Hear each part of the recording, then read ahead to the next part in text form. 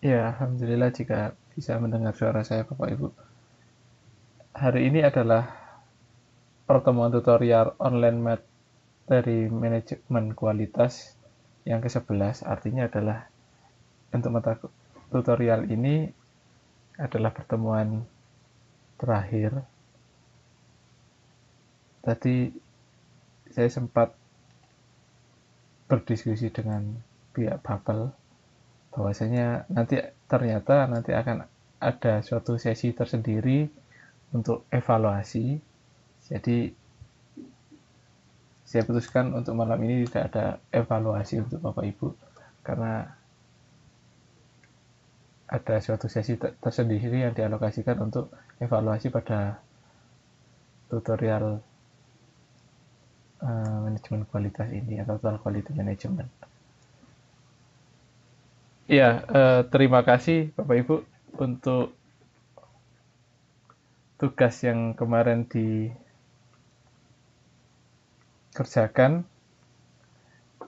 Saya melihat beberapa pekerjaan Bapak Ibu sepertinya sedikit kesulitan ketika menggunakan Microsoft Excel. Ya ada satu dua orang yang dari tugasnya itu sesuai, tapi yang yang saya lihat ketika Bapak Ibu kesulitan untuk menggambar dengan Microsoft Excel, Bapak Ibu bisa menggambar dengan tangan nanti di foto. Beberapa yang di foto malah lebih mendekati dari contoh yang saya berikan. Jadi ketika Bapak Ibu merasa kesulitan untuk mengerjakan dengan menggunakan Microsoft Excel atau Microsoft Word karena ada suatu gambar atau grafik di sana, Bapak Ibu bisa menggunakan ya ditulis tangan saja tidak ada masalah. Yang penting saya lihat hasilnya ternyata juga bagus ketika ditulis tangan. Dari tugas kemarin ada yang ditanyakan Bapak Ibu?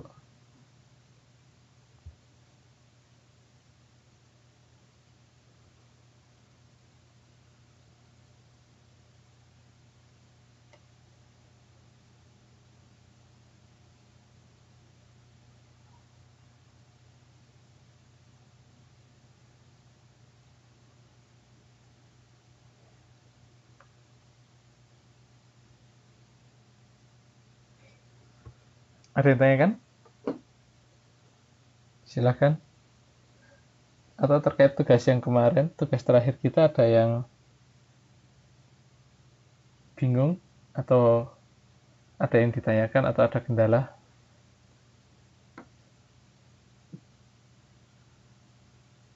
Malam Bu Santi. Silakan ketika ada kendala, silakan ditanyakan.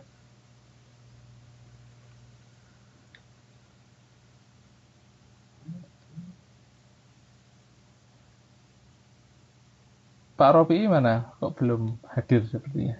Ada yang tahu?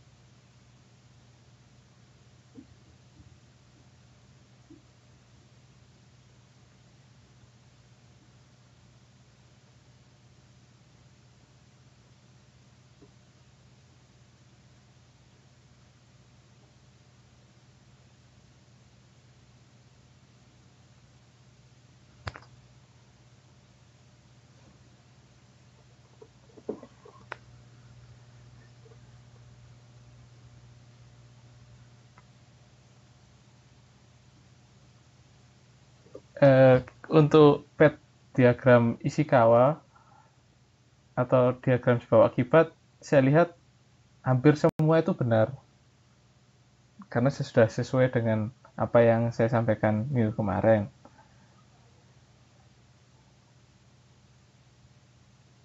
mungkin untuk Paretonya yang ada sedikit yang perlu diperbaiki. Nomor 2 tidak perlu bikin rumusan masalah, Pak, cuma perlu bikin diagram Pareto. Sebentar, saya lihatkan tugasnya.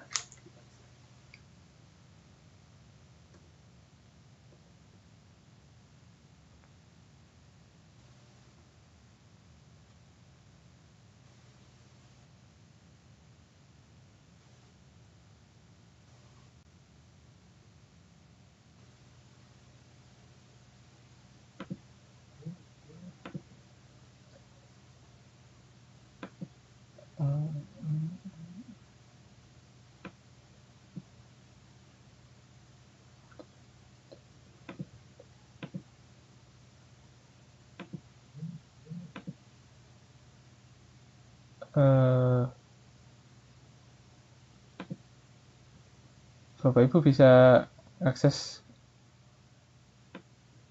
monitor saya? Ya, sebenarnya saya mintanya seperti ini. Jadi, kalau Bapak Ibu kesulitan di Microsoft Excel, digambar saja bentuknya Pareto seperti ini. Saya rasa ini sudah mendekati dari contoh yang saya berikan.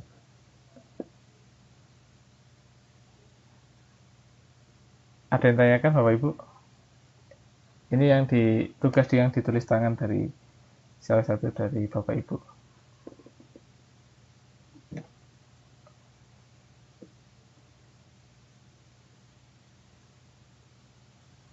Silakan diamati, mungkin ketika Bapak Ibu bingung bisa ditanyakan.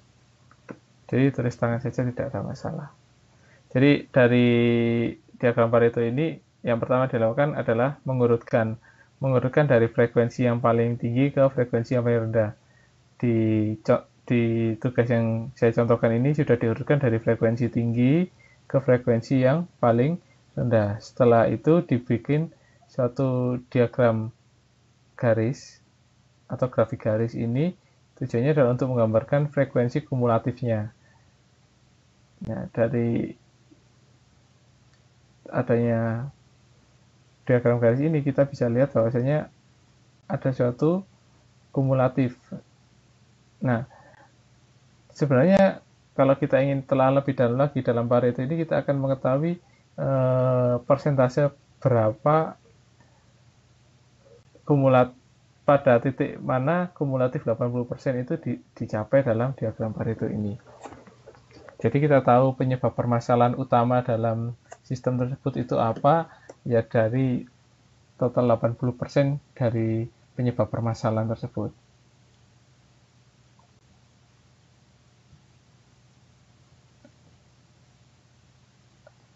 Ada yang tanya kan?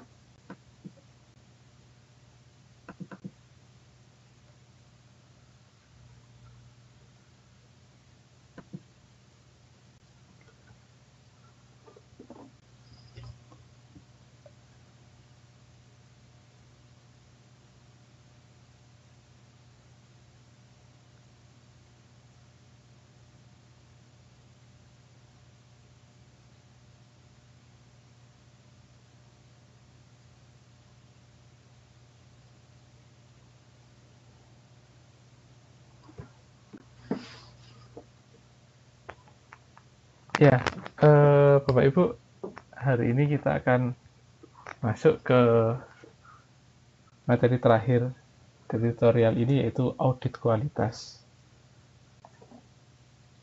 Kenapa kita butuh audit kualitas? Jadi sebenarnya ketika kita melakukan suatu aktivitas perbaikan dalam suatu sistem produksi atau sistem jasa yang kita lakukan dalam berproduksi itu, pasti kan kita dalam aktivitasnya ada suatu tindakan korektif. Nah, tindakan korektif itu hanya bisa dilakukan ketika pihak manajemen telah mengetahui permasalahan yang terjadi serta apa yang menyebabkan permasalahan tersebut. Nah, bagaimana kita tahu permasalahan yang terjadi adalah dengan analisis melalui 7 tools kemarin, 7 alat pengendalian kualitas. Tujuannya adalah untuk mendeteksi adanya suatu permasalahan. Dengan 7 alat pengendalian kualitas itu, kita lebih mengetahui melalui teknik yang dilakukan dari masing-masing tools itu, kita akan lebih mengetahui lebih mendalam terkait suatu permasalahan. Nah, ketika kita mengetahui permasalahan ya, dengan 7 tools tersebut kita juga akan mengetahui penyebab permasalahan yang terjadi. Contohnya dengan Ishikawa diagram kemarin atau diagram sebab akibat yang telah Bapak Ibu kerjakan melalui tugas. Kita akan tahu penyebab permasalahan. Nah, ketika kita mengetahui penyebab permasalahan, yang kita lakukan adalah menyelesaikan permasalahan dengan menyelesaikan penyebab permasalahan tersebut. Nah, selain itu, ketika kita mendapatkan suatu informasi mengenai penyimpangan yang terjadi, biasanya itu didapat juga melalui suatu aktivitas berupa aktivitas auditing. Nah, audit ini dapat dilakukan dengan berbagai cara, baik itu secara internal maupun secara eksternal. Ketika kita melakukan analisis secara internal, berarti kita melibatkan anggota organisasi di dalam perusahaan kita. Jadi orang-orang di dalam perusahaan kita gunakan untuk melakukan suatu audit. Itu adalah audit atau memeriksa atau menganalisis dengan internal. Ketika eksternal berarti kita menggunakan pihak kedua atau nama kelompok organisasi yang sama secara ekstrinsik, berarti di luar, ekstrinsik itu di luar organisasi, di mana audit yang dilakukan oleh badan sertifikasi yang bersifat independen. Jadi dia tidak terikat akan kepentingan dari organisasi-organisasi tertentu. Independennya adalah dia mutlak bekerja atau menganalisis sesuai dengan standar yang ada.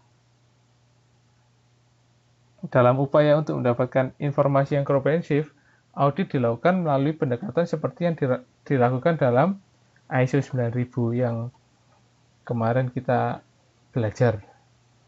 Dalam pendekatan sistem audit dilakukan dengan memperhatikan input, proses, dan output yang meliputi perencanaan, penerapan, pengukuran, dan perbaikan. Jadi audit ini dilakukan secara menyeluruh, mulai dari tahapan input, apa saja inputnya, kemudian proses bagaimana prosesnya, dan outputnya. Kemudian ketika output, bagaimana monitoring terhadap outputnya, sehingga evaluasi itu bisa digunakan untuk landasan atau dasar dalam membuat suatu perbaikan.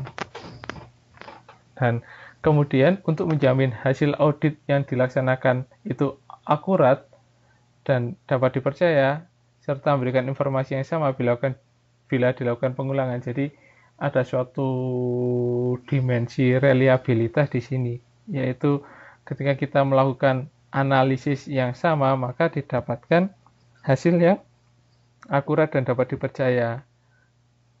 Walaupun berulang-ulang, hasilnya akan sama. Audit ini dilaksanakan berdasarkan standar prosedur yang baku. Kalau kita di Indonesia, kita pakai apa Bapak Ibu? Standar Nasional Indonesia. Baik, ada yang tanyakan Bapak Ibu? Ya,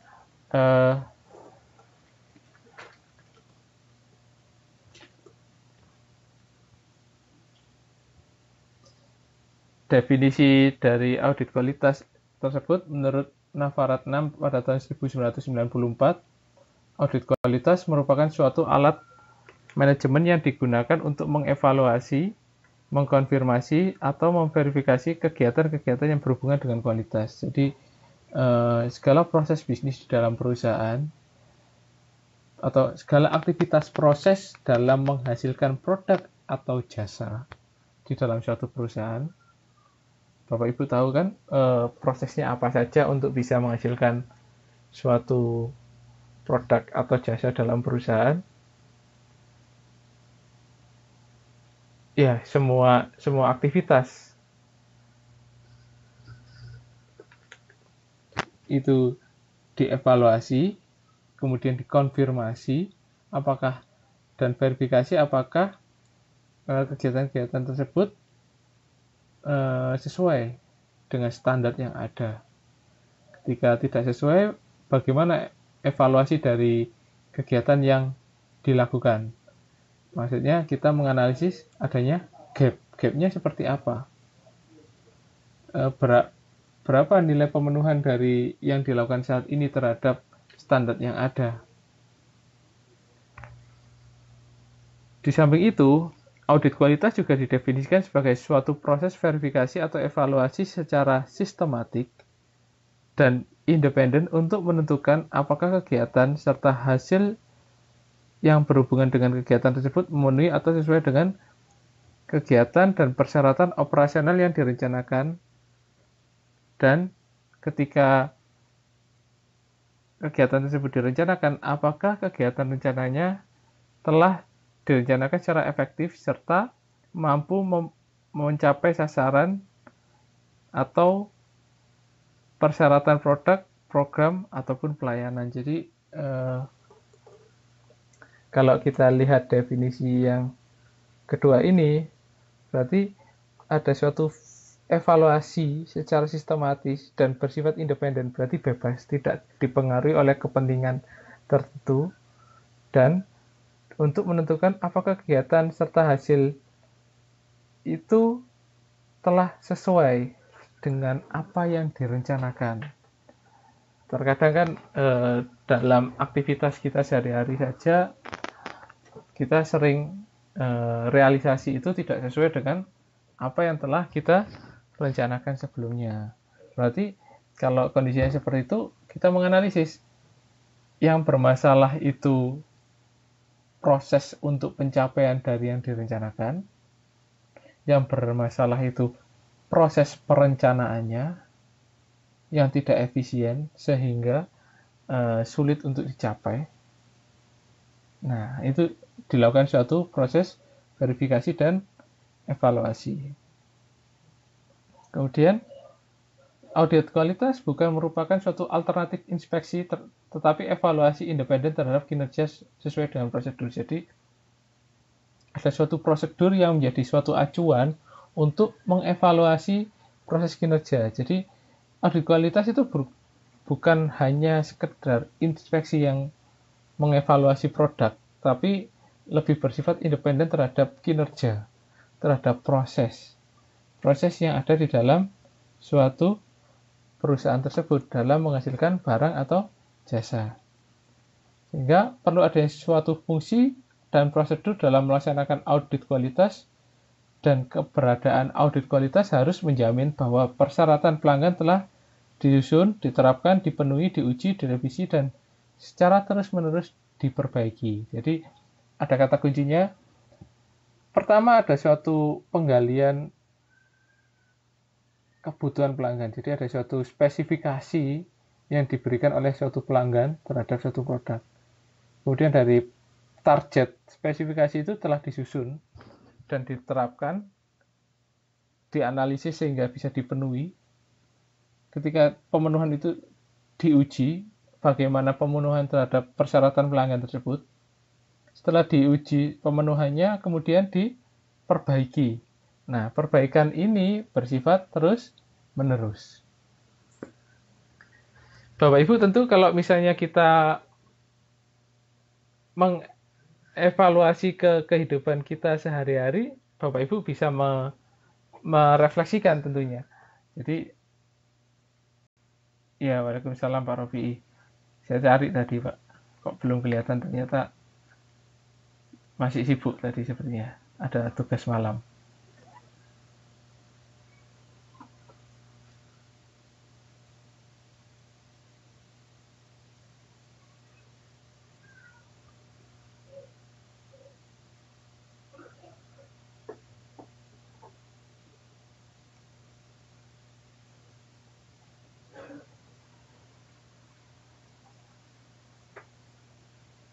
Oh iya, tidak apa-apa Pak. Eh ya, Bapak Ibu tentu bisa memberikan contoh merefleksikan bagaimana mengestimasi persyaratan pelanggan, kemudian Bapak Ibu menyusun eh, apa sih yang dimaui oleh pelanggan saya, terus bagaimana strategi untuk memenuhinya, terus mengaplikasikan strategi tersebut. Setelah mengaplikasikan, bagaimana proses pengaplikasian itu setelah memenuhi suatu target yang kita lakukan belum? Ketika telah memenuhi target, diuji sejauh mana pemenuhannya terhadap target. Ketika tidak terpenuhi, berarti ada suatu evaluasi dan direvisi, dilakukan perbaikan secara terus menerus. Karena apa, sesuai dengan yang saya jelaskan di awal, bahwasanya persyaratan pelanggan itu bersifat dinamis. Ada yang nanya kan?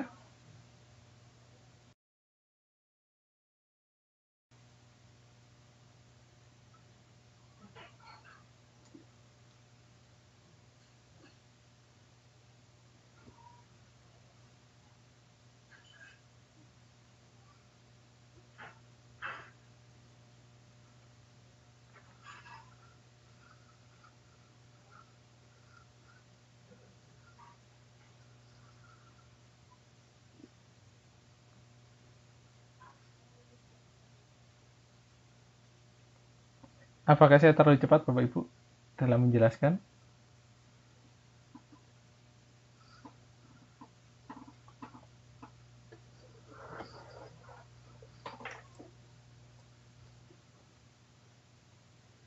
Iya, modul 9. Modul terakhir, Pak.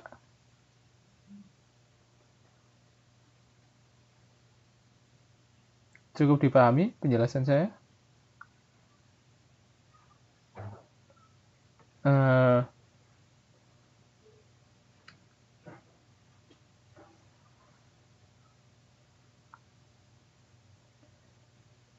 iya, masih kegiatan belajar satu. Yang melakukan audit itu bisa dua, dari internal perusahaan atau auditor independen. Jadi dari luar perusahaan untuk mengevaluasi proses-proses di dalam perusahaan tersebut. Tapi yang pasti, baik walaupun dari dalam maupun dari luar perusahaan, Pak Cinta, aktivitas audit itu harus bersifat independen tanpa harus memenuhi kepentingan tertentu. Jadi kan karena mungkin ada praktek-praktek yang mungkin sering terjadi atau praktek-praktek yang ada peluang untuk terjadi. Contohnya misalnya, oh kita punya relasi, kemudian kita mengaudit relasi tersebut karena kita ada kepentingan dengan relasi tersebut. Akhirnya proses audit yang kita lakukan tidak bersifat independen. Maka dari itu harusnya audit itu dilakukan oleh auditor yang independen, entah itu bersifat dari internal perusahaan maupun dari eksternal perusahaan. Yang wajib dijamin adalah proses audit itu dilakukan secara independen.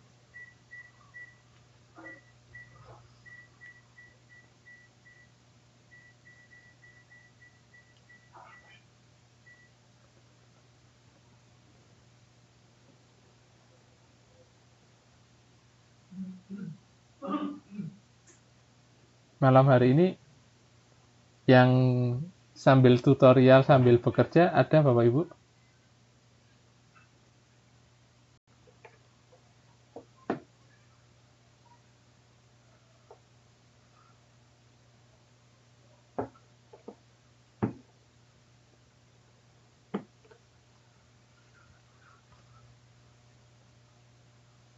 Ya, syukur sudah santai.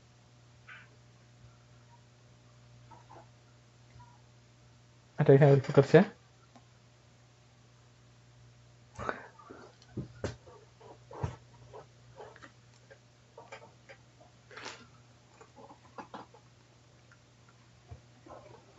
Ya, tetap semangat Bapak Ibu yang sambil bekerja.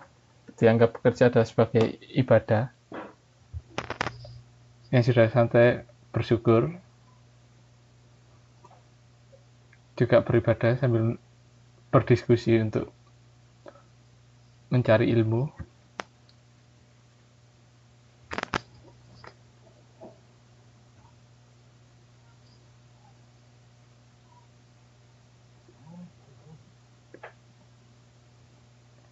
Ya, saya lanjutkan.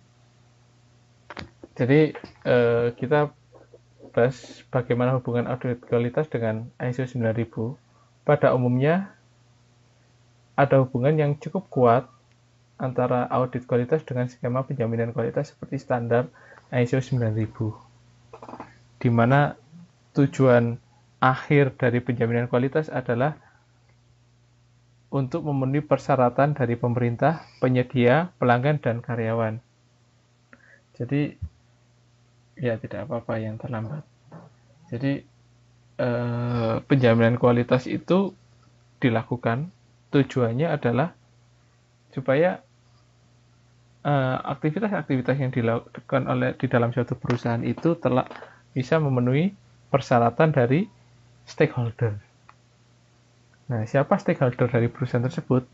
Bisa pemerintah, bisa pelanggan, bisa karyawan. Ya, meskipun audit kualitas bukan merupakan suatu disiplin yang baru, namun banyak organisasi atau perusahaan yang baru melaksanakan setelah atau selama ada pengenalan ISO 9000 sebagai suatu sistem kualitas. Selain itu, juga banyak perusahaan yang tidak menyadari hubungan antara audit dan sistem manajemen. Padahal audit kualitas harus dipandang sebagai suatu sistem dan menjadi bagian dari sistem manajemen kualitas yang juga merupakan subsistem dari sistem manajemen generik. Namun, audit tidak dapat dikonseptualisasikan sebagai suatu sistem tanpa memahami hubungan antar elemen yang ada dalam audit di mana audit tersebut dilaksanakan, di antara super sistem dan subsistem. Yang kita tahu, hubungan antara elemen yang ada merupakan suatu konsekuensi dan kenyataan bahwasanya setiap sistem harus mempunyai tujuan dan kelengkapan yang harus ada, yang merupakan suatu kumpulan sederhana dari elemen-elemen yang menyusunnya. Nah, karena ada suatu hubungan dan penyusun-penyusun dari suatu sistem ini, maka diperlukan suatu perencanaan yang matang. Itu ketika ada hubungan antar sistem di dalam suatu perusahaan. Ada kemungkinan lagi juga ada hubungan dengan sistem lain yang berada di luar sistem pada tingkat kompleksitas yang sama. Sehingga sistem manajemen kualitas adalah lebih daripada sistem audit kualitas yang berisi sekumpulan audit kualitas secara individu.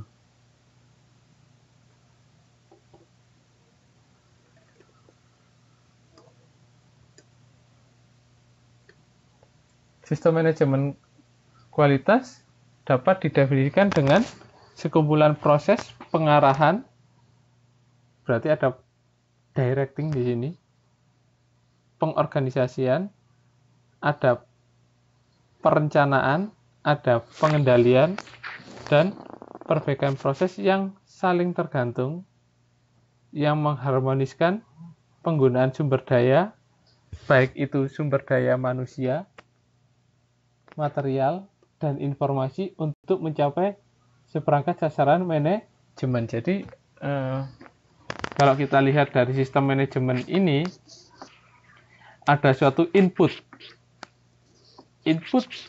berupa sumber daya yang diharmoniskan.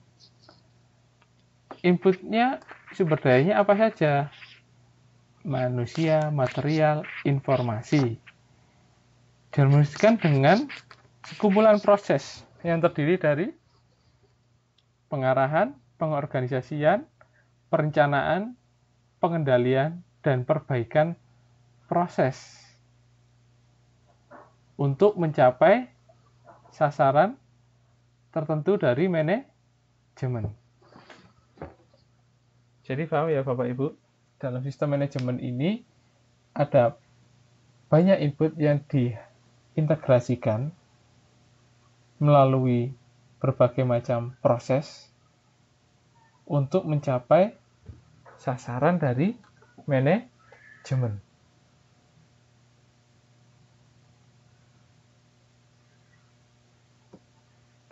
Organisasi juga dapat mendesain dan mempertahankan sistem manajemen yang terintegrasi yang dapat mengelola berbagai aspek, seperti kualitas produk, pelayanan, lingkungan, kesehatan dan keselamatan, dan tanggung jawab sosial. Jadi, aktivitas-aktivitas organisasi itu ternyata tidak hanya berfokus pada menghasilkan produk yang kita analisis dalam kualitas produk, tetapi juga ada pelayanan yang mendukung untuk pencapaian produk tersebut terhadap pelanggan. Kemudian ada lingkungan, berarti kita harus memperhatikan lingkungan ketika kita menghasilkan produk, ternyata ada produk sampingan. Berarti kita harus menjamin bahwasanya limbah yang kita hasilkan itu ramah lingkungan, atau limbah itu tidak berbahaya bagi lingkungan. Kemudian kita melakukan suatu aktivitas yang menjamin terhadap keselamatan kesehatan kerja. Isu ini menjadi isu yang hangat, bahwasanya keselamatan dan kesehatan kerja sedikit terkesampingkan dalam bekerja. Biasanya mungkin bekerja melebihi jam kerja, atau bekerja dengan tidak memperhatikan ritme pekerjaan. Jadi dalam bekerja itu, kalau misalnya Bapak Ibu belajar dalam ergonomi, ilmu tentang hukum manusia dalam bekerja, itu sebenarnya ada suatu ritme sirkadian. Jadi bagaimana ritme manusia dalam bekerja itu ada suatu ritme antara bekerja dan istirahat. Sistem penjadwalannya seperti apa setelah biasanya pengaturnya dalam bentuk shift.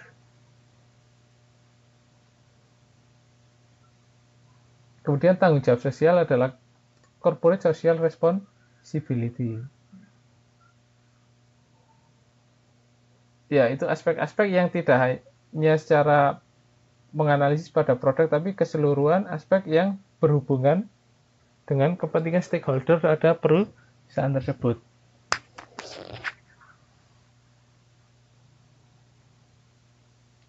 Ya, ketika kita ngomong sistem manajemen, berarti manajemen itu sangat kompleks, karena tidak hanya terdiri dari suatu sistem, tetapi terdiri dari banyak sistem, dan dalam setiap sistem terdiri dari berbagai macam elemen. Yang mana sistem dan sistem tersebut dirancang untuk mencapai sasaran yang berhubungan dengan sistem manajemen.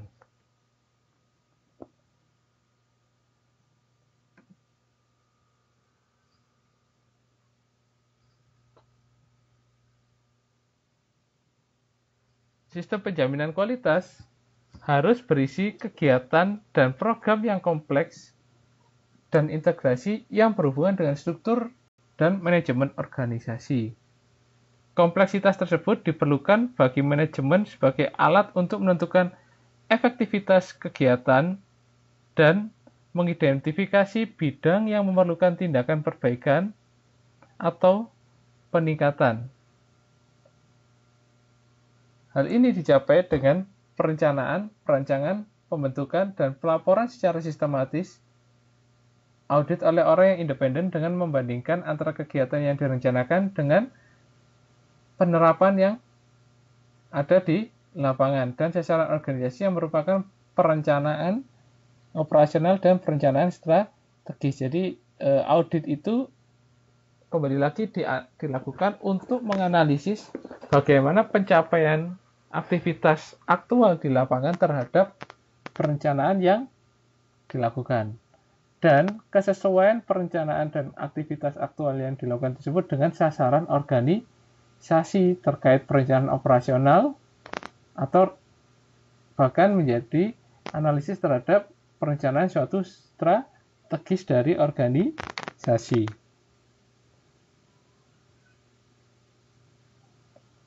Beberapa cakupan dilakukan audit bisa pada berbagai aspek, antara lain sistem manajemen itu sendiri, kemudian tanggung jawab manajemen, pengembangan proses, akreditasi, strategi pemasaran, admisi, dukungan semua pihak, fasilitas, strategi proses, penilaian, pemeliharaan standar, rekrutmen, pengembangan secara profesional pada staf yang ada, pelayanan pendukung, pengendalian terhadap supplier, keamanan, pelaporan, dan akuntabilitas. Audit kualitas juga merupakan fact-finding process. Jadi, fact-finding process adalah proses untuk menemukan fakta yang ada di lapangan, yang digunakan untuk menentukan kesesuaian dengan berbagai komponen dalam organisasi untuk menyusun suatu persyaratan atau standar. Jadi, kita tahu fakta atau data-data aktual apa saja yang bisa kita gunakan untuk menganalisis kesesuaian antara perencanaan dengan capaian secara aktual.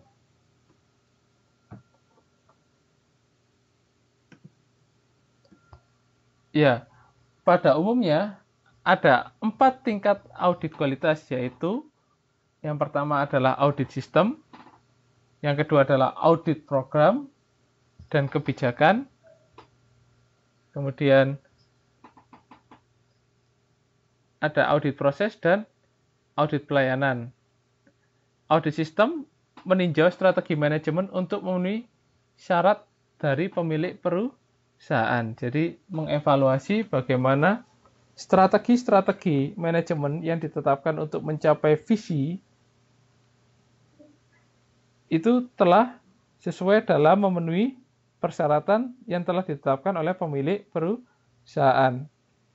Audit sistem ini dikarakterisasikan sebagai suatu tinjauan terhadap operasi manajemen organisasi yang mencakup kegiatan seperti perencanaan, penerapan, pengukuran, dan perbaikan. Kemudian ada suatu audit kebijakan dan program. Audit ini dilakukan untuk meninjau kebijakan, prosedur, dan instruksi operasi SOP, Bapak Ibu. Jadi SOP yang ditentukan dalam perencanaan operasi dan perencanaan strategis, indikator kegiatan, dan kinerja. Jadi apakah telah sesuai, indikatornya seperti apa terhadap suatu pekerjaan tersebut. Kemudian selanjutnya ada suatu audit proses, merupakan peninjauan secara mendalam terhadap proses dan kegiatan yang dibentuk secara khusus dalam prosedur dan instruksi kerja. Selanjutnya ada audit produk dan pelayanan. Di sini merupakan suatu pengujian secara mendetail karakteristik dari produk atau pelayanan sebelum atau setelah diterima masyarakat. Jadi kalau kita lihat 4 pola sistem tingkat audit kualitas ini, dari yang general sampai yang spesifik, turunnya jadi dari sistem, kemudian dilakukan secara menyeluruh terhadap strategi pencapaian untuk persyaratan yang diberikan oleh pemilik perusahaan. Kemudian ada audit kebijakan, ini tujuannya adalah untuk meninjau kebijakan dan instruksi ke perencanaan operasi dan perencanaan strategis. Kemudian audit proses untuk meninjau secara mendalam bagaimana proses dan instruksi kerja yang dibentuk di audit pelayanan dan produk ini lebih mendetail terhadap aktivitas pelayanan yang dihasilkan dan produk yang dihasilkan sebelum atau setelah diterima oleh masyarakat atau pelanggan. Jadi kalau kita lihat aktivitas ini, kita bisa generalisir atau analisis dari kegiatan yang bersifat umum secara general, secara keseluruhan secara spesifik ke produk ataupun ke pelayanan. Ada yang tanyakan Bapak Ibu?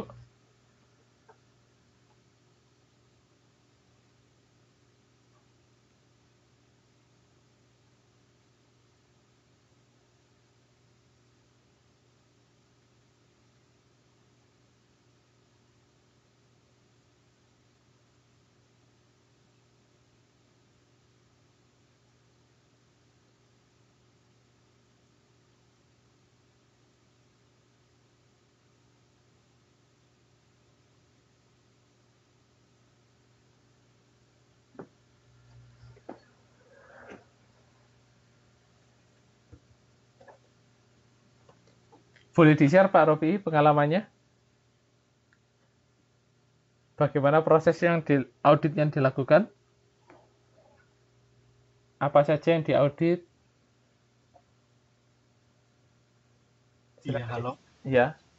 Ya, Assalamualaikum warahmatullahi wabarakatuh. Waalaikumsalam warahmatullahi wabarakatuh. Dulu sebelum saya berangkat ke Taiwan sekitar tahun 2011-an, 2010-2011 lah. Saya pernah kerja di pabrik yang pesaingnya Coca-Cola itu, pabrik Bicola tuh Pak. Oh, Bicola, ya.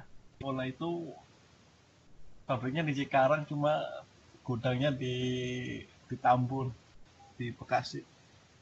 Terus pada waktu itu soalnya masih baru, pabriknya kan masih baru itu ya, banyak sales-salesnya juga banyak yang keluaran dari Coca-Cola juga sih, jadi banyak barang yang hilang tuh Pak awalnya. Jadi kiriman dari pusatnya sekian efek, tapi di nyampe gudang itu ya nggak, banyak yang hilang lah intinya. Jadi pusat itu merasa kehilangan kok, apa ya, nggak mencukupi konsumen, padahal dari pusat udah diprediksi sekian pack itu harusnya cukup, tapi di retail itu pada telepon, maksudnya pada nggak ada barangnya kayak gitu, maksudnya kehabisan lah. Soalnya pada waktu itu lagi rame-ramenya, maksudnya hampir Coca-Cola juga hampir kalah lah, soalnya yang pertama kemasannya itu besar, harganya lebih murah, sedangkan rasanya itu sama pada waktu itu. Nah, terus dari pihak pusat juga langsung turun ke gudang itu ya, di audit, maksudnya ini kemana, terus surat jalannya dikumpulin ya, kan banyak sales juga itu ya, ternyata ya banyak tangan-tangan jahil lah, sepertinya seperti begitu Pak. Terus ya kena semua sih, beratnya ketangkep semua yang main-main begitu.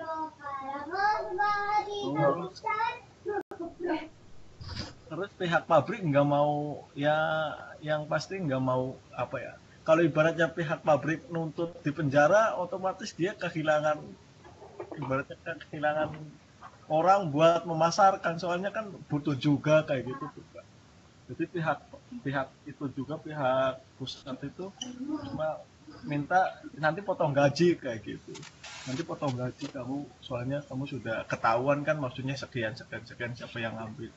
Jadi kalau dipecatin semua, apa secara hukum di penjara semua kan, otomatis kehilangan orang, jadi nanti nggak bisa dipasarkan lagi barangnya, soalnya waktu itu lagi rame-ramenya kayak gitu. Tetapi karena di Indonesia banyak yang nggak beres lah ya, setelah perjanjian bikin pernyataan, ya saya mau tetap bekerja, terus jangan diproses hukum, nanti dicabut gaji, setelah tanda tangan kayak gitu pada keluar satu-satu sampai, tapi nggak tahu sampai sekarang masih berjalan atau tidak. Soalnya waktu itu dipimpin oleh orang Peru kalau nggak salah, orang Peru. Jadi kalau dengar-dengar dari teman sendiri yang pernah saya ajarin komputer, awalnya nggak bisa terus sekarang diangkat jadi di kantor, masih sih masih, cuma nggak kayak dulu. Jadi informasinya sih seperti itu, malahan yang buka cabang di Bogor sudah di Cakung itu kayaknya sepi kayak gitu. Itu aja sih Pak. Iya, jadi auditnya dilakukan pada prosesnya ya Pak. Jadi Iya. proses apakah terjadi ketika di sana kan ada suatu permasalahan bahwasanya estimasi perencanaan, estimasi terhadap pemenuhan permintaan pelanggan itu sudah sesuai, tetapi ternyata aktualnya permintaan dari pelanggan tidak bisa dipenuhi, sehingga kalau di sini tidak hanya dari segi kualitas tapi dilihat dari segi kuantitas, kuantitasnya tidak bisa mencukupi, sehingga dilakukan audit bagaimana proses pengelolaan dalam gudang dan bagaimana proses pengelolaan untuk barang keluarnya. Ternyata ada gap di sana, ada selisih. Ya, masih Soalnya selisihnya itu nggak main-main Pak, banyak sih soalnya. rasa. Tapi praktek seperti itu bisa ya Pak, ternyata malah Ya, bahaya ya. yang yang itu yang pasti mungkin kalau dinilai, maksudnya kalau pendapat saya itu yang pertama masih baru Pak, terus banyak orang kantor yang baru juga kan, ibaratnya jadi masih sedikit belum paham di Indonesia itu seperti apa kayak gitu. Yang pertama itu. Yang kedua juga salesnya itu kan sudah pengalaman semua sih Pak, pengalaman yang sudah pengalaman lah. Yang kedua itu, yang ketiga menurut saya itu karena awalnya itu ada persaingan, itu persaingan apa sih? Persaingan posisi. Jadi yang tadinya kerjanya bagian itu kantor, di kantornya, terus ada orang yang main pengen masuk di kantor, dia itu nembak posisinya. Jadi yang tadinya di kantor itu turun ke bawah jadi pengecekan kayak gitu, terus sakit hati mungkin ya, seperti itu sih. Wah, ternyata banyak faktor ya Pak Banyak ketika juga di faktornya, lapangan. terus ya setelah itu mungkin dia karena sakit hati apa enggak bersaingnya, soalnya dia orang dalamnya yang masukin, ibaratnya kok yang masukin itu chip, jadi kan dia nggak bisa apa-apa, ibaratnya otomatis turun lah. Nah setelah turun dia mungkin sakit hati ya, dari situlah dia itu ibaratnya mempermainkan. Padahal kalau kita kembali lagi ke hakikatnya dalam bekerja Pak, ya kalau kita bisa menunjukkan performa dan kualitas kita kan lambat laun kita juga akan bisa naik sendiri ya. Ya pada waktu itu sebenarnya saya yang suruh masuk. Kamu masuk ke kantor aja, soalnya waktu itu mau buka di Bandung, terus di Cakung, di Bogor. Cuma saya waktu itu keburu daftar di sini, terus ya itu orang Indramayu saya ajarin sedikit-sedikit, awalnya sih main Facebook, tapi dia ngerti, malah dimasukin kayak itu ke kantor. Dan dia ya ijazahnya juga mencukupi, ibaratnya lulusan SMA. Sampai sekarang masuk di kan, masih di itu di Tambun. Mungkin itu aja Pak Iya, pengalamannya.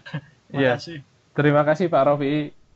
Jelas sekali ya Bapak Ibu bahwasanya walaupun di sana ada perencanaan yang baik, ibaratnya kan di big pabrik big cola yang dicontohkan oleh Pak Rofi tadi, chiefnya itu dari luar, dari Peru, terus perencanaan dibuat secara mendetail untuk memenuhi kebutuhan pelanggan. Tapi ternyata ketika sampai di gudang masih ada praktek-praktek fraud atau praktek-praktek yang tidak sesuai dengan instruksi kerja.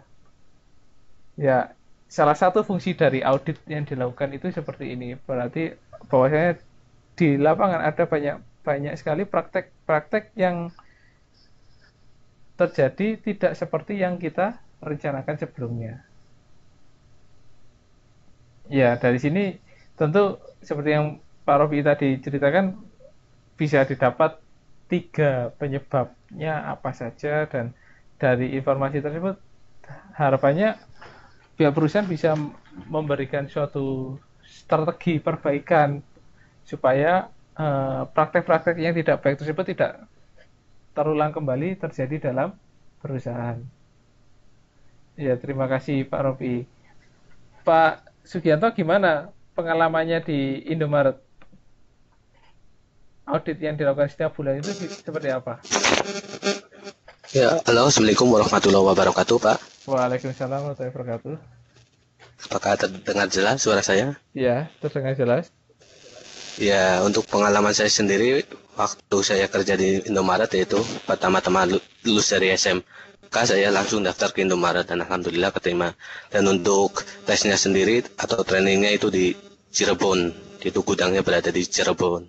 Dan untuk lokasi saya sendiri di Cilacap. Dan waktu pengalaman di toko Indomaret itu, untuk audit setiap bulannya yaitu dari pusat, yaitu pusatnya di gudangnya di Cirebon, datang ke Cilacap untuk mengaudit setiap barang. Jadi setiap barang yang ada di toko Indomaret itu dihitung semua total yang ada. Nanti setelah dijumlah semuanya, sama barang yang di toko sama yang di pusat itu, di stok yang ada di pusat itu sama enggak itu. Nanti setelah dihitung semuanya ternyata ada minusnya. Contohnya seperti barang beras atau sabun atau sampo itu minus, ternyata yang data di pusat mungkin berapa ribu, ternyata di toko berapa ribu, ternyata minus. Contohnya sampo minus 3, berarti nanti dari pihak karyawan yang ada di toko itu suruh mengganti barang-barang yang hilang tersebut. Ya dari permasalahan barang-barang yang hilang tersebut, nanti mungkin kalau saya sendiri yang terjadi dalam 1 bulan bisa minus sekitar 500 sampai 1 juta. Dan setiap toko itu ada sekitar 5 sampai 6 karyawan. Jadi andaikan 500.000 minusnya, berarti satu orang kalau total karyawannya ada 5 berarti 100 ribuan kita patungan untuk mengganti barang yang hilang tersebut. Tapi dari faktor-faktor yang menyebabkan barang hilang itu kadang memang ada human error atau kesalahan dari pihak pusat atau dari toko itu sendiri. Dan juga adanya itu dulu itu waktu saya itu kadang ada pencurian barang tersebut. Saya sering melihat itu biasanya anak-anak itu sering ketahuan mencuri coklat, makanan-makanan ringan gitu.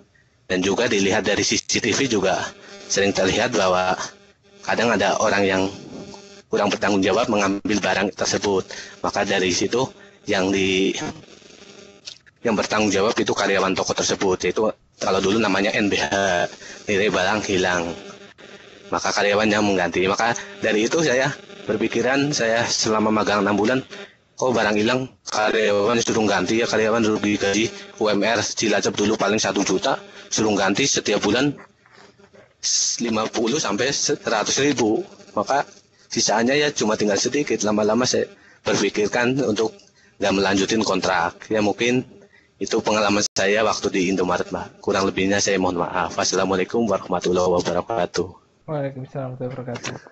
Ya, kalau dari penjelasan Pak Sugianto tadi, ada suatu seperti di Indomaret, audit dilakukan setiap periodik terkait kuantitas jumlah barang. Memang jumlah barang itu sangat rawan kalau kita lihat di pertokoan. Mungkin sistem keamanannya pun juga hanya melalui CCTV.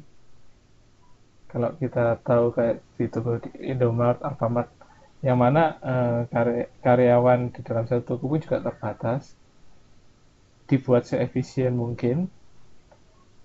Jadi ada yang bertugas teller, mungkin ada yang bagian penerimaan barang, yang mana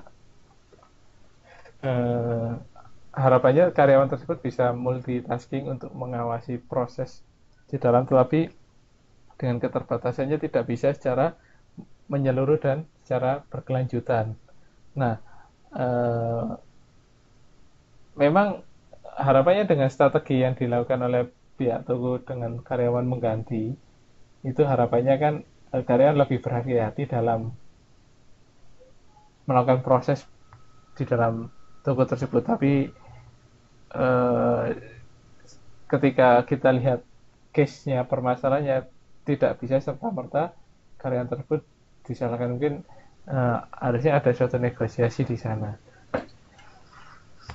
Ya, memang banyak cara untuk menyelesaikan permasalahan. Salah satu caranya adalah mencas ke karyawan. Mungkin nanti akan beda lagi kasusnya ketika kasir. Kasir itu akan sangat rawan sekali terjadi selisih antara yang tercatat dengan data aktual. Biasanya sering terjadi gap atau perbedaan antara jumlah uang yang dipegang dengan catatan transaksi yang keluar masuk uangnya. Itu di kasir akan sangat rawan sekali. Beberapa kasus itu juga terjadi, bahwasanya banyak yang mengalami kerugian harus mengganti karena selisih dari nilai uang yang dipegang dengan nilai transaksi yang berbeda tadi. Ya, itu audit memang. Harapannya kita bisa lebih hati-hati. Oh, ada kasus-kasus tertentu terkait karyawan yang nakal. Kalau akhir-akhir ini saya dengar kabar adalah es krim Veneta ya, Pak Ibu, yang di Indonesia sering disembunyikan. Atau seperti apa saya kurang tahu. Tapi banyak cerita dari kawan-kawan, stok Veneta habis dan sebagainya. Tapi ternyata berada di lokasi-lokasi tertentu yang tidak kita perkirakan ada di sana es krim tersebut. Iya, banyak praktek-praktek nakal. Harapannya praktek ini bisa diminimalisir dengan audit yang mana nanti bisa diselesaikan. Dan kita bekerja bukan untuk mencari sesuatu praktek yang tidak baik, tapi kita kan bekerja dengan menjalankan segala prosesnya itu dengan benar supaya kita tidak mengambil keuntungan secara pribadi, tapi kepentingan secara bersama. Ya, memang ada peluang untuk melakukan praktek-praktek yang tidak baik seperti disampaikan oleh Pak Robi tersebut. Kalau itu memang sudah karakter, harusnya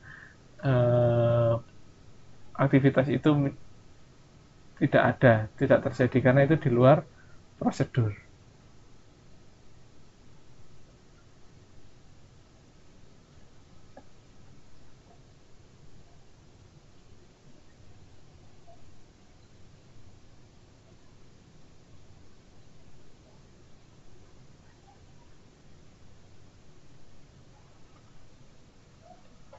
Ya, seperti itu. Mungkin kontrol dari sesama rekan karyawannya yang harus saling memonitor, karena juga nanti akibatnya akhirnya kita juga dirugikan ketika sesama karyawan bisa saling mengingatkan, memonitor satu dengan yang lain.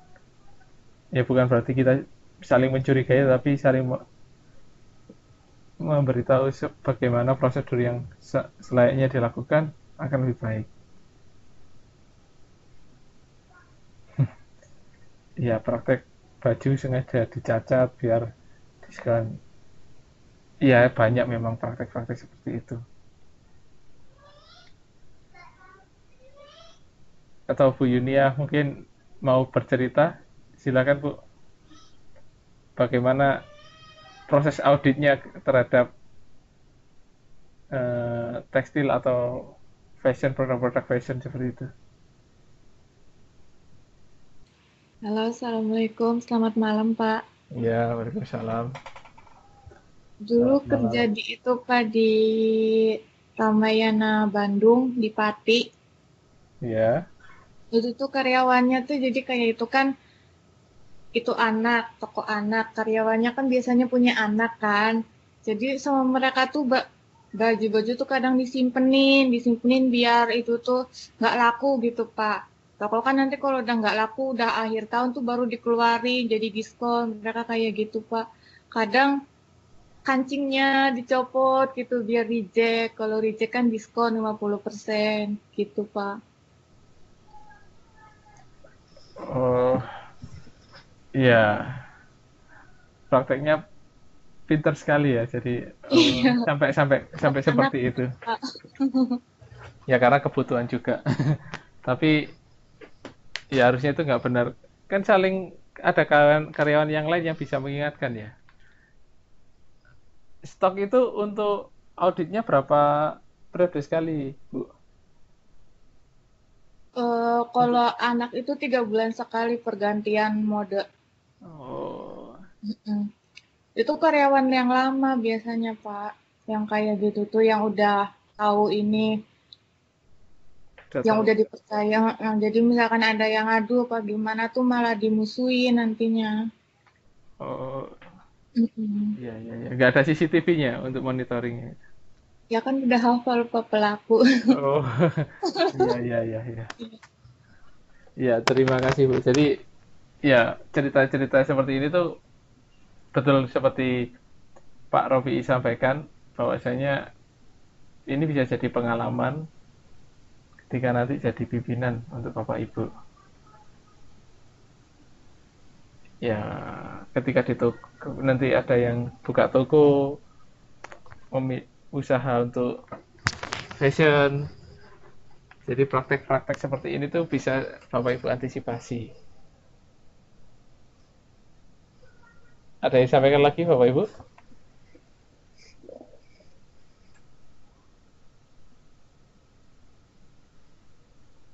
Jika tidak ada, saya lanjutkan.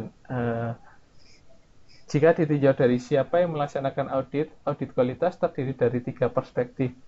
Yang pertama adalah first party, yang kedua adalah second party, yang ketiga adalah third party. Tergantung pada siapa yang melakukan audit dan lokasi perusahaan yang diaudit.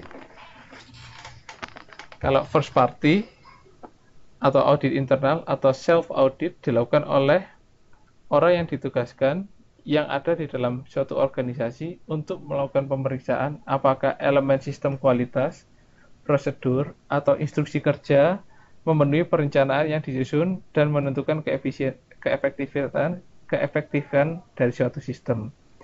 Dalam first party audit ini, manajemen bersama dengan auditor kualitas harus menentukan manakah elemen sistem kualitas, prosedur, dan instruksi kerja yang diaudit, dan kapan audit tersebut dilaksanakan. Dalam kenyataannya, lingkup audit harus diputuskan secara bersama-sama oleh auditor dan yang diaudit.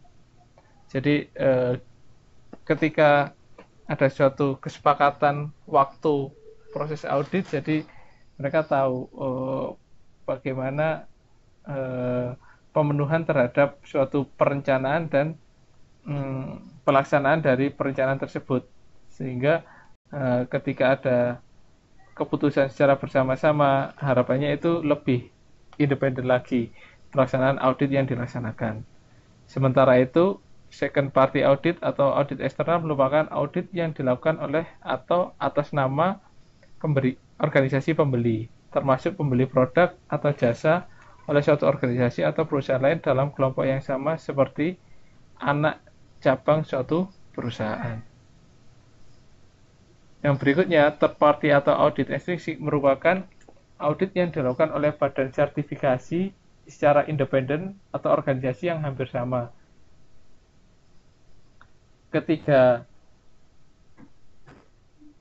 tipe audit ini memiliki tujuan yang sama, yaitu menganalisis suatu proses sistem manajemen dalam suatu perusahaan itu untuk memenuhi persyaratan atau indikator tertentu.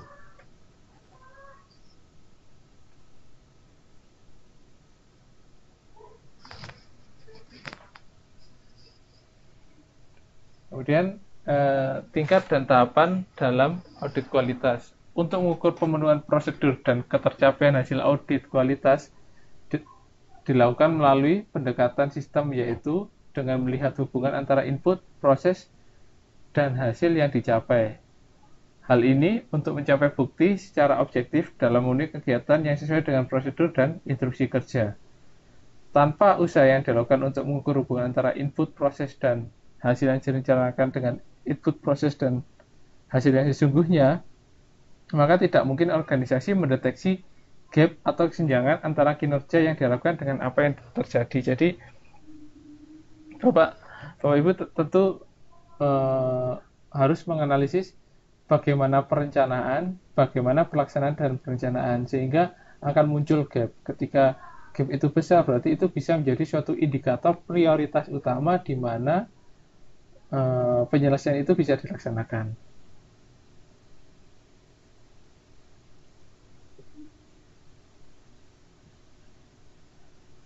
Ya, dalam tahapan proses auditing ada 5 tahapan. Yang pertama adalah penjadwalan dan pengenalan audit. Yang kedua adalah penyiapan perencanaan audit. Yang ketiga ada penerapan rencana audit. Yang keempat adalah analisis dan pelaporan. Yang kelima adalah mengadakan tindak lanjut atau perbaikan. Kita bahas satu persatu, Bapak Ibu. Pada tahapan penjadwalan dan pengenalan audit, tahapan penjadwalan dan pengenalan ini meliputi beberapa tahap, yaitu yang pertama harus menentukan tujuan. Tujuan dilakukan audit itu apa? Kemudian mengestimasi ruang lingkup, menentukan seberapa luas cakupan proses audit itu dilaksanakan. Selanjutnya, menentukan sumber daya yang diperlukan. Siapa yang berhak melaksanakan audit, otoritas. Mengidentifikasi standar kinerja. Berhubungan atau menjalin hubungan dengan pihak yang diaudit. Mengembangkan suatu checklist, meninjau kinerja, dan mengembangkan pemahaman awal mengenai sistem manajemen yang ada dalam suatu organisasi yang akan diaudit. Audit ini harus dijadwalkan berdasarkan kepentingan dan urutan kegiatan yang harus memperhatikan ketersediaan sumber daya dan waktu. Tahap kedua yaitu penyiapan rencana audit yang digunakan untuk menjamin bahwa proses audit itu dilakukan secara efektif, efisien, relevan, kredibel, dan dapat dipercaya serta akurat. Tahapan ini merupakan suatu pengembangan rencana audit yang terdokumentasi yang disiapkan oleh the principal auditor yang berpengalaman dan qualified. Pada tahap kedua ini, auditor mengembangkan rencana yang berisi ruang lingkup audit, waktu audit, anggota tim audit, dan standar kinerja. Rencana audit secara mendetail harus dirancang untuk menjamin proses auditing yang efisien, efektif, relevan, dan dapat dipercaya.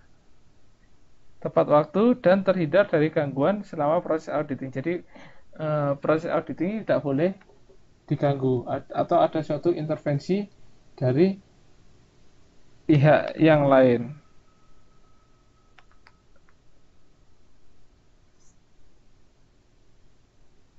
Standar kinerja yang dibentuk dalam audit harus bersifat jelas dan tidak ambigu atau measurable atau spesifik. Jadi ada suatu indikator tertentu dan kita bisa mengukur dan menganalisisnya, atau tidak ambigu atau bersifat normatif. Standar ini dapat berupa kebijakan prosedur, manual, instruksi kerja, spesifikasi program, dan spesifikasi jabatan.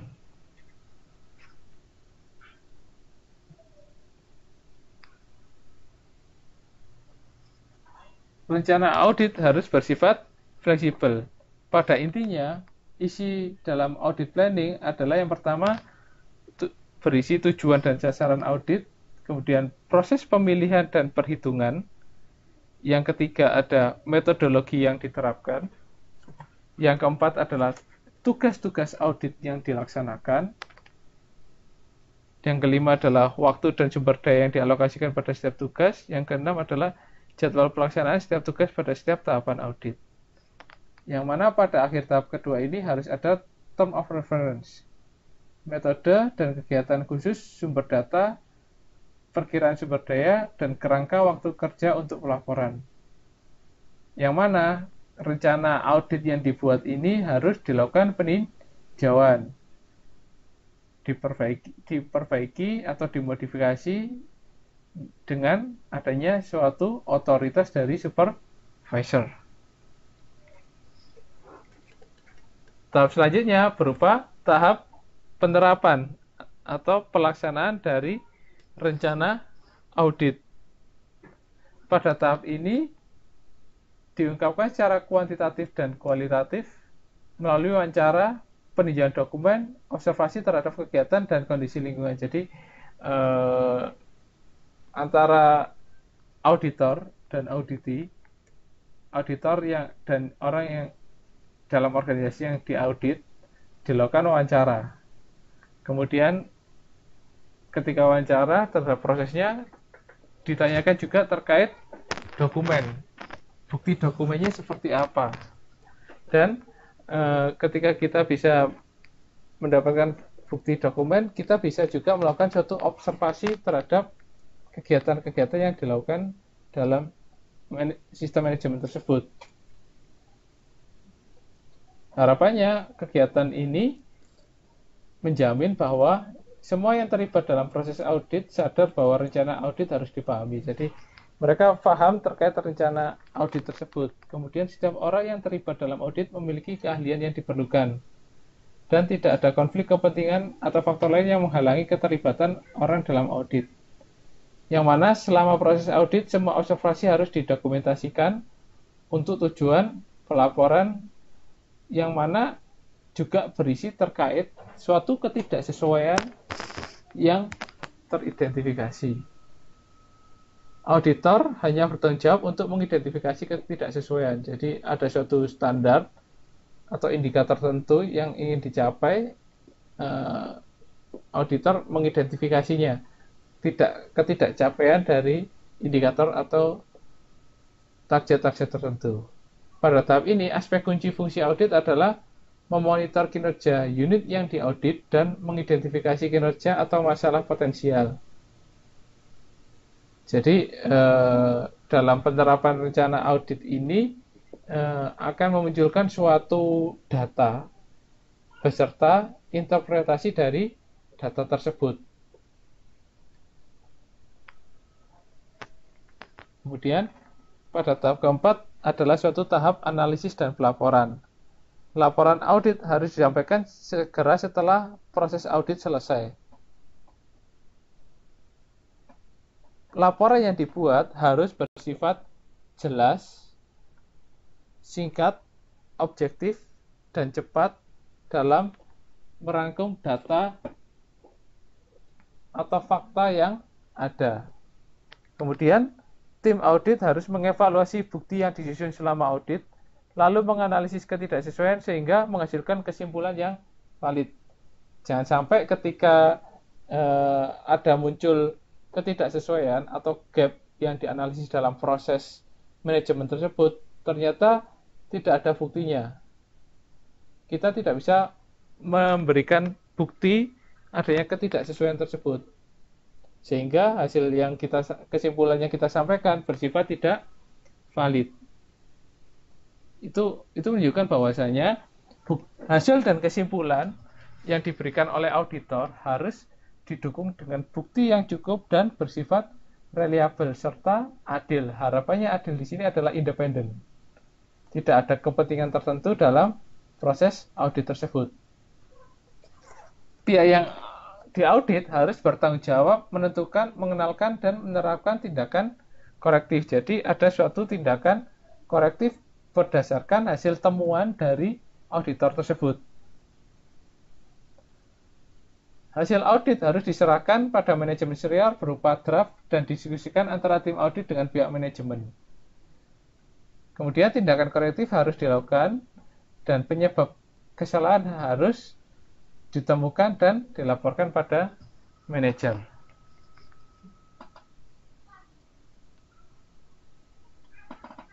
Tahap kelima adalah tahap terakhir, yaitu dengan melakukan suatu follow up atau tindak lanjut dari hasil audit yang diperoleh.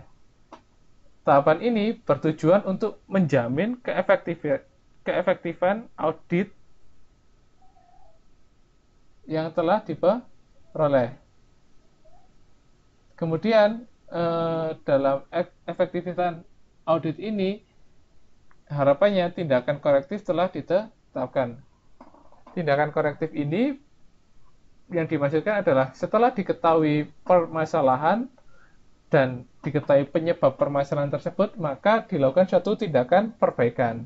Nah, tindakan-tindakan perbaikan berdasarkan permasalahan yang ditemukan tadi, itu bisa kita sebut sebagai suatu tindakan korektif. Jadi, tindakan-tindakan yang dilakukan untuk mengantisipasi supaya tidak terjadi permasalahan, biasanya bersifat preventif. Nah, tindakan yang dilakukan setelah terjadinya permasalahan biasanya kita kenal sebagai suatu tindakan korektif. Selain itu, tindak lanjut juga bertujuan untuk mendukung ketepatan respon terhadap temuan audit sebagai bagian dari tanggung jawab pihak yang diaudit. Follow up ini harus dilakukan sesuai dengan prosedur yang terdokumentasi. Jadi, ketika ditemukan gap atau ketidaksesuaian dengan target atau indikator tertentu oleh auditor, maka di sana akan ada informasi bagian mana saja yang tidak sesuai, dan berdasarkan pelaporan tersebut maka pihak yang diaudit melakukan suatu tindakan korektif pada waktu setelahnya, sehingga dari aktivitas perbaikan tersebut bisa dijadikan suatu landasan untuk dilakukan proses audit pada masa yang akan datang. Dari tahapan-tahapan berjumlah 5 terhadap proses audit tadi, ada yang tanyakan Bapak Ibu?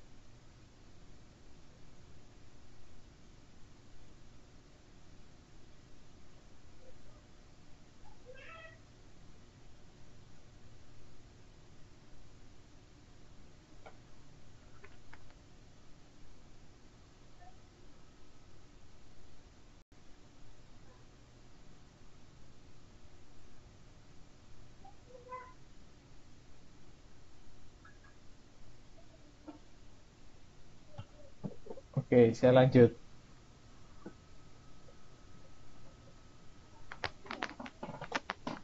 Ya, selanjutnya adalah suatu pendekatan sistem dan terintegrasi dalam audit kualitas. Sistem tentu tidak dapat berdiri sendiri karena banyak subsistem yang mendukung atau hubungan dengan sistem-sistem yang lain. Namun, posisi sistem tersebut tidak hanya berada dalam suatu lingkungan sistem, tetapi di luar batas atau lingkungan sistem. Nah, sistem manajemen kualitas misalnya adalah supervisor terhadap suatu sistem audit internal yang konsisten dengan audit kualitas yang dilakukan secara individu. Biasanya dalam suatu sistem audit juga disusun untuk perencanaan, perancangan, dan perbaikan. Dalam sistem audit dijelaskan antara lain yang pertama, proses menentukan kebijakan dan sasaran audit. Yang kedua, mentransformasikan kebijakan dan sasaran ke dalam program. Kemudian yang ketiga, menjadwalkan auditor perangkat keras, perangkat lunak, dan sumber daya yang dibutuhkan. Kemudian menjamin kualitas audit individu dan menilai keefektifan dari kebijakan suatu audit.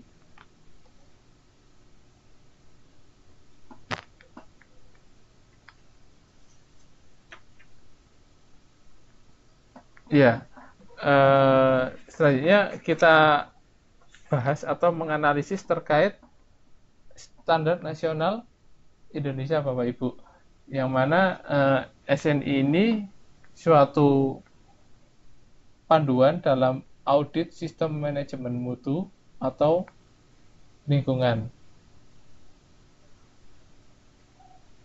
Standar SNI memberikan suatu panduan terkait suatu prinsip untuk melakukan suatu audit, pengelolaan program audit, dan pelaksanaan audit sistem manajemen mutu atau audit sistem manajemen lingkungan, serta panduan tentang kompetensi auditor, sistem manajemen mutu, dan atau sistem manajemen kualitas. Jadi dalam SNI ini ada 2 garis besar panduan audit, yaitu pada sistem manajemen mutu yang pertama, dan yang kedua adalah sistem manajemen lingkungan. Standar ini dapat diterapkan oleh semua organisasi yang memerlukan suatu pelaksanaan audit secara internal maupun eksternal terhadap manajemen mutu dan atau lingkungan atau mengelola suatu program audit. Standar SNI ini pada prinsipnya dapat digunakan untuk berbagai jenis audit lain, namun adanya suatu pertimbangan khusus perlu diberikan untuk mengidentifikasi kompetensi yang diperlukan oleh anggota tim audit. Acuan normatifnya, yang pertama, dokumen normatif berikut memuat ketentuan-ketentuan yang berlaku sebagaimana dirujuk dalam Standar Nasional Indonesia yang berlaku bersama dengan suatu ketentuan standar yang lain. Untuk acuan yang terjadwal, publikasi tersebut tidak berlaku lagi apabila ada perubahan atau suatu revisi. Jadi yang berlaku adalah hasil dari perubahan atau revisi tersebut. Namun demikian, pihak terkait yang menggunakan standar ini dianjurkan untuk mengkaji kemungkinan penerapan edisi terbaru dari dokumen normatif di bawah ini. Jadi untuk acuan yang dicantumkan tanggal berlaku dokumen normatif edisi terbaru. Jadi di sini ada untuk sistem manajemen mutu ada SNI 19.9000/2001. Untuk manajemen lingkungan ada ISO 14050/2002. Ya, dalam SNI kita harus mengenal suatu istilah atau definisi. Untuk suatu standar SNI berlaku istilah dan definisi yang ada di dalam acuan normatif. Istilah di dalam definisi atau catatan yang disebut di tempat lain dalam pasal ini ditunjukkan dengan huruf tebal dan diikuti dengan nomor dalam tanda kurung. Istilah dengan huruf tebal tersebut dapat diganti dengan definisi lengkapnya. Jadi kalau kita lihat dalam hal ini adalah audit. Audit adalah suatu proses yang sistematis, independen, dan terdokumentasi untuk memperoleh bukti audit dan mengevaluasinya secara objektif untuk menentukan sejauh mana kriteria audit itu dipenuhi. Ada 4 catatan. Catatan pertama, audit internal yang terkadang disebut sebagai pihak pertama dilaksanakan oleh atau atas nama organisasi itu sendiri. Jadi internal itu dilakukan dengan orang-orang di dalam organisasi yang mana dia mewakili organisasi itu untuk mengkaji ulang manajemen dan tujuan internal lainnya dan dapat menjadikan suatu dasar untuk pernyataan diri kesesuaian organisasi dalam beberapa hal, khususnya untuk organisasi secara kecil. Independensi dapat diperagakan melalui kebebasan tanggung jawab auditor dari kegiatan yang diaudit. Catatan kedua, ketika dilakukan audit eksternal, maka mencakup audit yang biasanya disebut sebagai audit pihak kedua dan pihak ketiga. Audit pihak kedua dilaksanakan oleh pihak yang memiliki kepentingan terhadap organisasi, seperti pelanggan atau personel lain atas nama pelanggan. Sedangkan audit pihak ketiga dilaksanakan oleh organisasi eksternal yang melakukan audit secara independen, seperti organisasi yang memberikan registrasi atau sertifikasi kesesuaian terhadap persyaratan standar nasional Indonesia. Catatan 3, bila sistem manajemen mutu dan sistem manajemen lingkungan diaudit secara bersamaan, maka audit ini disebut suatu audit kombinasi. Catatan keempat, bila dua atau lebih organisasi audit bekerja sama dalam mengaudit satu audit ini disebut sebagai audit gabungan. Kemudian yang kedua adalah kriteria audit. Kriteria audit adalah seperangkat kebijakan, prosedur, atau persyaratan. Catatan, ketika audit digunakan sebagai acuan pembanding terhadap bukti audit. Jadi kriteria-kriteria ini sebagai acuan yang digunakan sebagai landasan ketika menganalisis bukti audit. Jadi ada gap terhadap kriteria-kriteria atau kebijakan atau prosedur atau persyaratan yang ditetapkan dalam kriteria audit ini. Jadi ketika nanti proses audit itu menganalisis buktinya, ada acuan berupa kriteria audit ini yang dijadikan suatu landasan. Kemudian bukti audit adalah rekaman pernyataan mengenai fakta atau informasi yang terkait dengan kriteria audit dan dapat diverifikasi. Catatannya adalah bukti audit ini bisa bersifat kualitatif atau bersifat kuantitatif. Kemudian temuan adalah hasil evaluasi dari bukti audit yang dikumpulkan dan dianalisis perbedaannya atau gap-nya terhadap kriteria audit. Jadi membandingkan dari klausul 3.3 dengan klausul 3.2. Catatan temuan audit dapat mengindikasikan baik kesesuaian maupun ketidaksesuaian dengan kriteria audit atau menunjukkan adanya suatu peluang untuk dilakukan perbaikan dengan indikator adanya suatu gap. Gap dari bukti audit terhadap kriteria audit.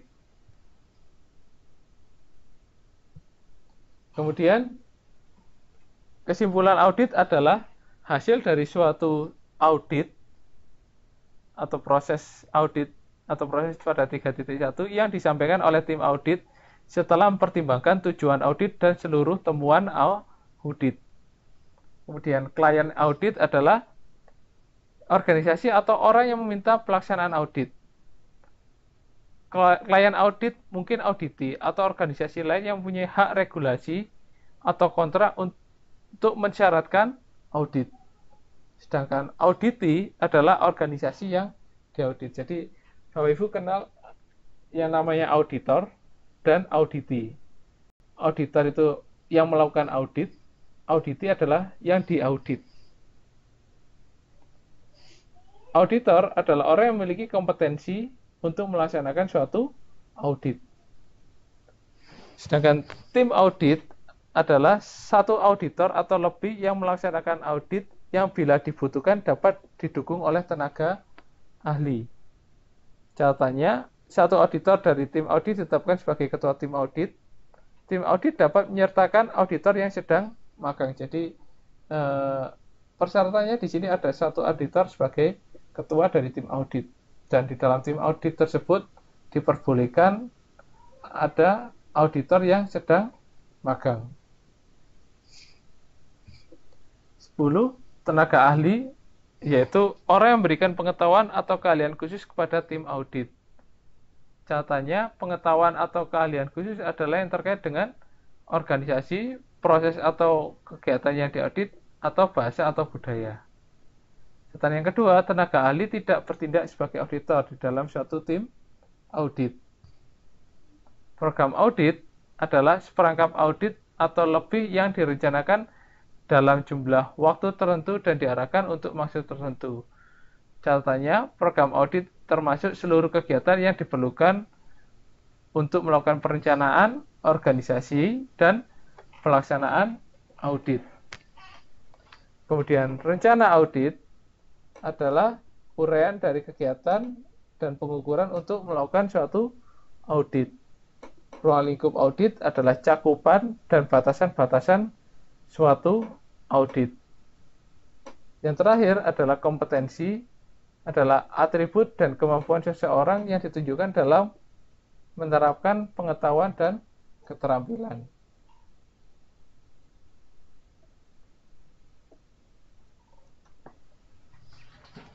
Prinsip audit, prinsip-prinsip berikut terkait dengan auditor.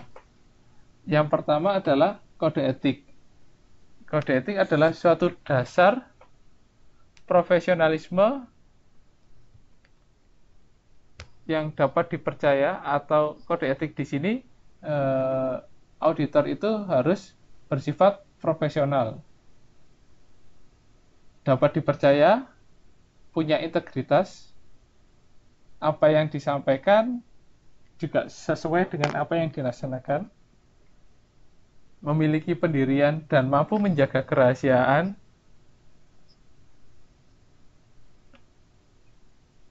jadi hal-hal tersebut adalah hal-hal yang penting yang harus dimiliki sebagai seorang auditor atau pemenuhan terhadap kode etik tersebut. Kemudian yang kedua adalah penyajian yang objektif.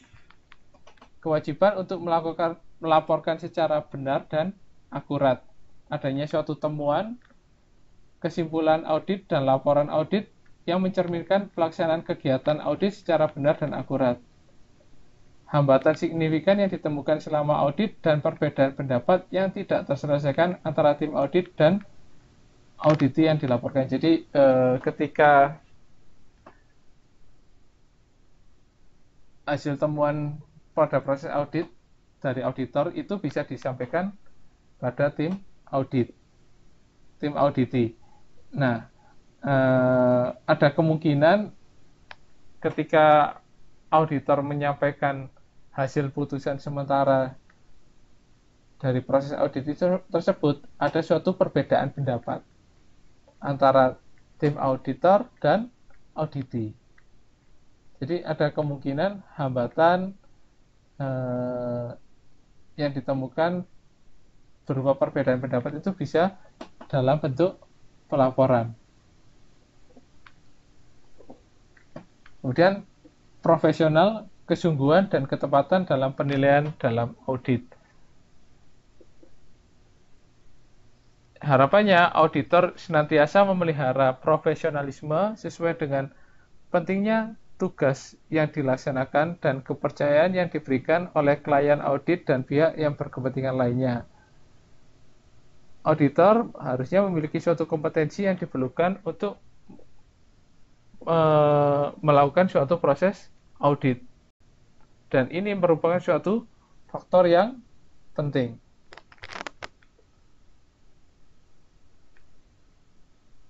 Yang selanjutnya adalah independen, yang menunjukkan adalah ketidakberpihakan audit dan objektivitas dalam penarikan kesimpulan audit. Kemudian yang terakhir, prinsip terkait auditor adalah pendekatan berdasarkan bukti. Harapannya dengan suatu metode yang rasional untuk mencapai kesimpulan suatu audit yang dapat dipercaya dan konsisten melalui proses audit yang sistematis. Jadi ada 5. Yang pertama ada suatu kode etik, yang kedua adalah objektivitas, kemudian profesionalisme, independen, dan pendekatan berdasarkan bukti atau fakta. Ingat ya Bapak Ibu, jadi ada 5 prinsip yang harus dimiliki seorang auditor. Yang pertama adalah auditor tersebut harus paham kode etiknya, bersifat objektif, profesional, independen, dan pendekatan berdasarkan bukti. Ini adalah aliran proses untuk pengelolaan suatu program audit. Jadi dimulai dari kewenangan untuk program audit, kemudian ada penetapan program audit. Dari penetapan ada penerapan program audit, ada feedback, evaluasi dan kompetensi auditor, kemudian kegiatan audit, kemudian pemantauan tindakan program audit, dan peningkatan program audit. Ini sesuai dengan yang ada dalam definisi manajemen, yaitu plan, do, check, action. Ada suatu siklus yang namanya siklus PDCA, yang mana ada suatu tahapan perencanaan berupa penetapan program audit, ada pelaksanaan penerapan program tersebut, kemudian ada suatu pemeriksaan, ada suatu tindakan atau action berupa peningkatan program audit. Ini adalah gambaran umum tentang kegiatan audit, Bapak Ibu, berupa dimulai dari permulaan audit, kemudian pelaksanaan tinjauan dokumen, penyiapan kegiatan lapangan, pelaksanaan audit lapangan, kemudian penyiapan pengesahan dan penyampaian laporan audit, dan penyelesaian audit yang diakhiri dengan pelaksanaan tindak lanjut audit. Ya, saya rasa itu Bapak Ibu materi audit kualitas malam hari ini. Ada yang tanyakan?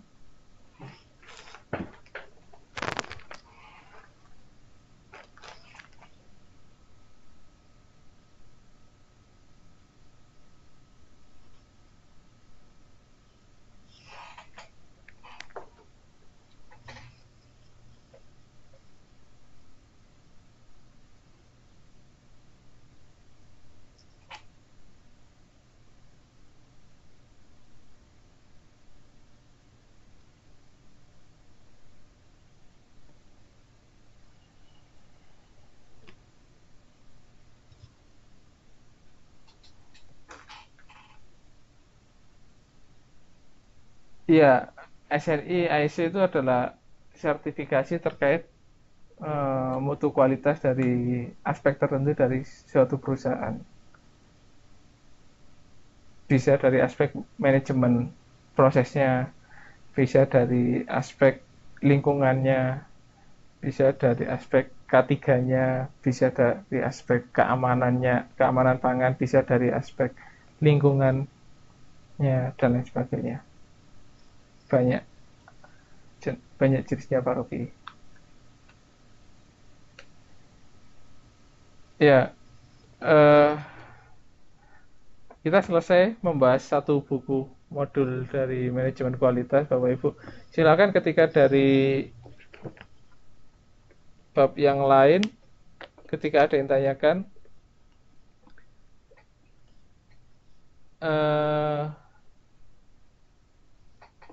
Bapak Ibu, saya berharap nanti akan ada informasi tambahan Bapak Ibu. Jadi saya tidak melaksanakan evaluasi pada malam hari ini, tapi setelah saya bertanya pada pihak Babel, ada waktu khusus nanti yang disediakan untuk kita menyelenggarakan evaluasi dari pemahaman mata kuliah manajemen kualitas ini. Semua materi evaluasi ada di dalam modul manajemen kualitas. Bapak Ibu bisa pelajari atau pelajari dari materi yang telah kita diskusikan dari 11 pertemuan ini. Ketika nanti ada pertanyaan, ketika besok, lusa, atau minggu-minggu sebelum evaluasi Bapak Ibu ada pertanyaan, silakan kalau mau bertanya. Silakan Japri, mohon maaf ketika tidak bisa langsung merespon, tapi ketika saya ada kesempatan, saya pasti akan segera merespon dari pertanyaan Bapak Ibu.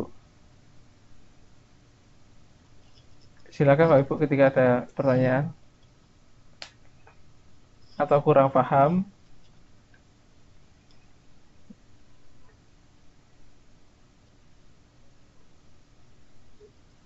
Silakan bagi yang belum mengumpulkan tugasnya.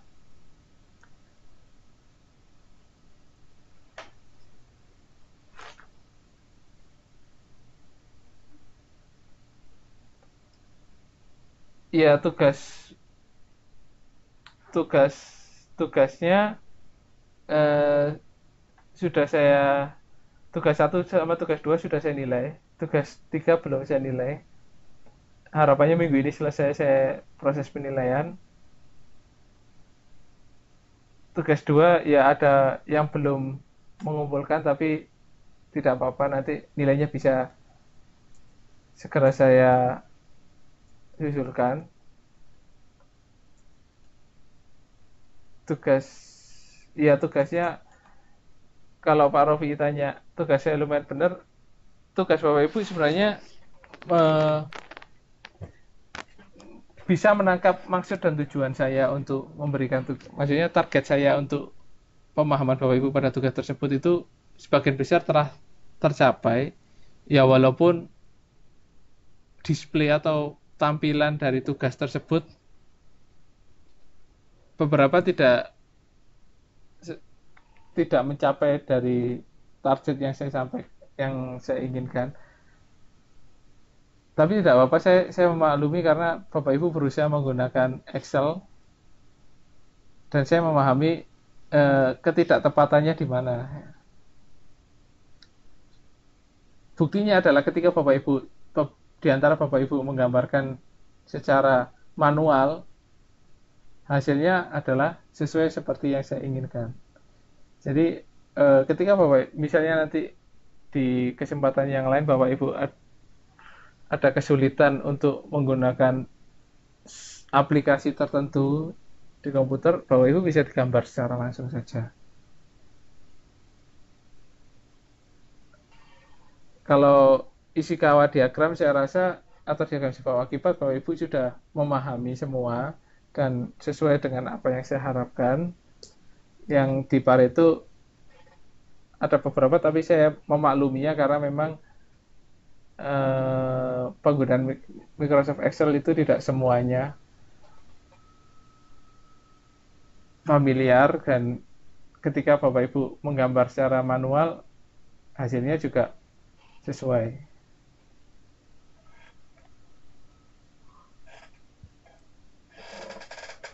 Ada yang tanyakan lagi Bapak Ibu?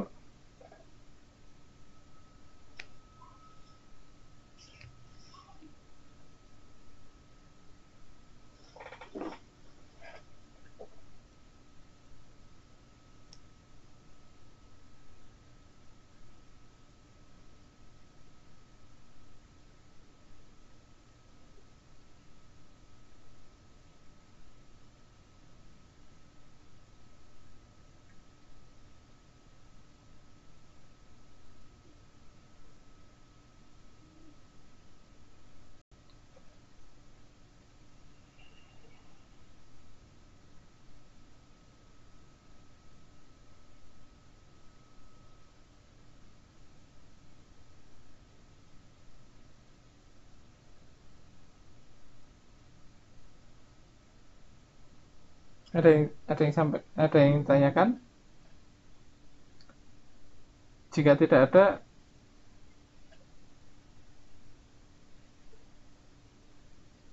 saya kira cukup sekian Bapak Ibu. Terima kasih. Saya mohon maaf jika ada kekurangan dalam penyampaian materi atau ketidaksesuaian dengan ekspektasi Bapak Ibu. Saya mohon maaf. Mungkin ketika ada benarnya atau ada sesuatu yang tepat itu datangnya dari Allah, tapi kalau ada yang salah itu datangnya dari saya pribadi. Ya, semoga bisa memberikan manfaat baik bagi Bapak Ibu dalam jangka pendek maupun jangka panjang nantinya dalam kehidupan atau dalam pekerjaan. Semoga yang kita pelajari ini juga bisa memberikan manfaat.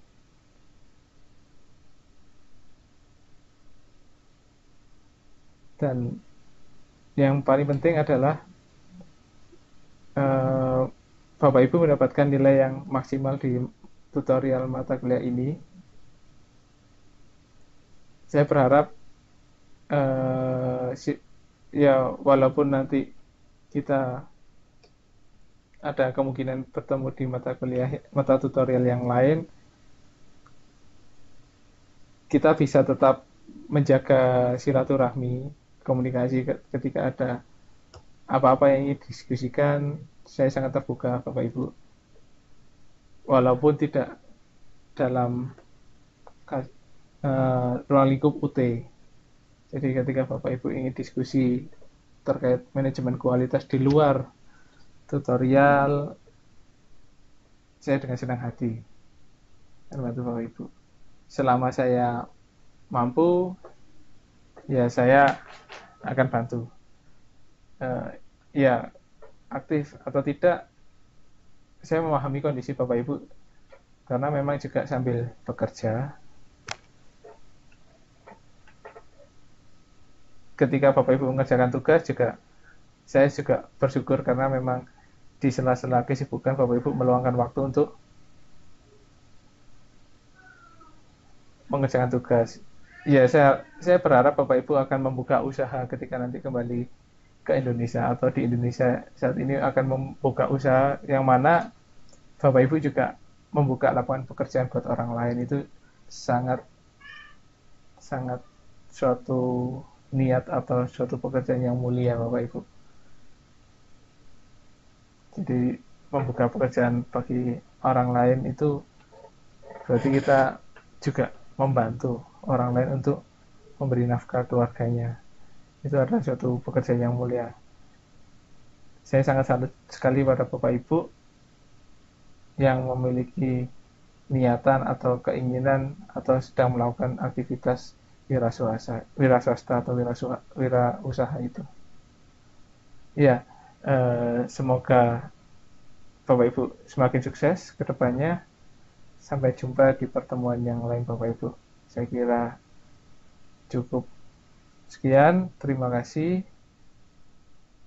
Saya akhiri. Assalamualaikum warahmatullahi wabarakatuh.